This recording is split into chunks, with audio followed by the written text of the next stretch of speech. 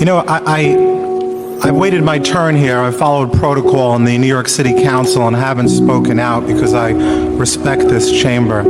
I have to tell you, I'm still shaken to my core. I'm upset, I'm angry, but I'll tell you honestly, I'm actually somewhat pleased at what we saw here today. If you're wondering why I'm saying that, is because for the last few weeks, we've heard from people who said, oh, we don't dislike Jews. We only dislike the state of Israel.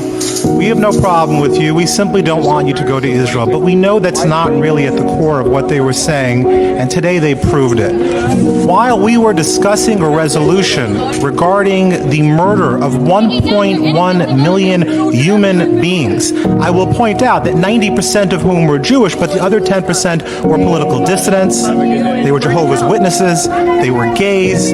Those were the people who were being killed together in Auschwitz-Birkenau. While we were discussing that, they had the nerve, the chutzpah, the temerity to unfurl a Palestinian flag and to yell at us while we were discussing that.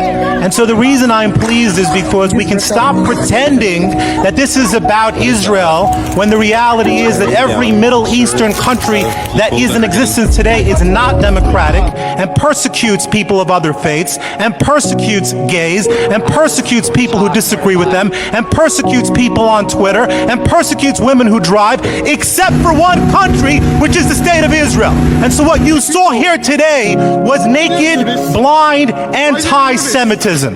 That's what you saw, and that's what you watched, and that's what you witnessed.